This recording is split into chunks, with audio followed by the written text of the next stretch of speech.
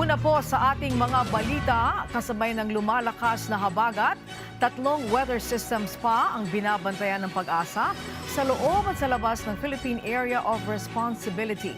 Samantala, kahapon din ay naranasan ng malakas na ulan sa Metro Manila sa loob lamang ng ilang oras. Ang paliwanag dyan, alamin natin mula kay Pag-asa Weather Specialist Charmaine Barilla. Magandang hapon, Ma'am Angelique, pagi sa ating mga tagapakinig. At naritong ulat sa lagi ng panahon sa kasalukuyan nga meron tayong 3 weather system na binabantayan sa loob at labas ng ating Philippine Area of Responsibility. Una na nga dyan, itong isang low pressure area na huling na mataas sa layong 1,170 kilometers kailangan ng extreme northern Luzon. At yung ikalawa naman ay yung low pressure area na nasa Kanluran, nasa layong 400 kilometer west ng Calayan, Cagayan.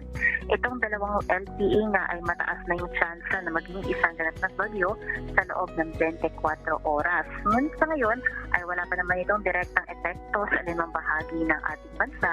Ngunit patuloy nilang hinahatak ng habagat na siya nagpapaulan sa buong Luzon at Visayas.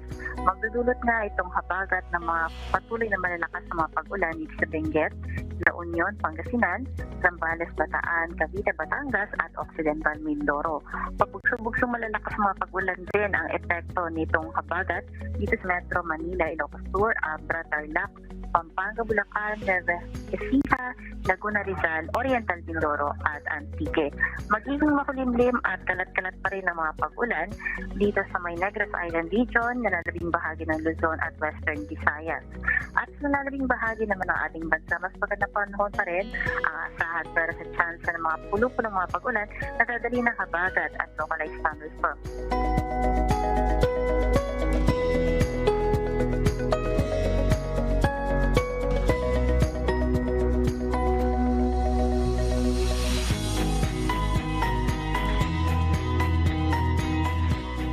Naging karagayan ng ating karagatan ay wala tayong nakataas na gale warning.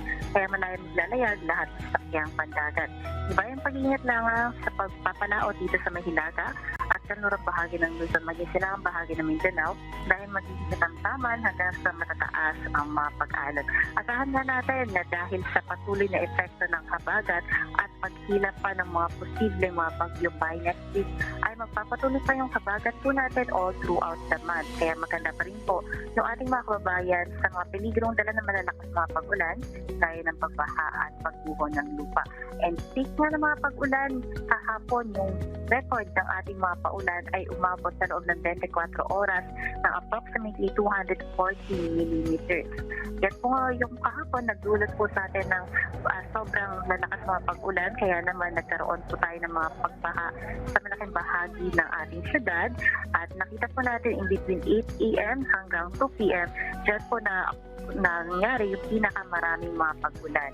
At ngayong araw hanggang bukas, asahan po natin na posible pa rin yung ganitong dami ng mga pag-ulan. Kaya mag-iingat pa rin po yung ating mga kababayan at patuloy na tumutok dito sa ating mga NCR, PRSD sa mga issuance sa kanilang heavy rainfall warning para naman sa magiging lagay ng ating dam.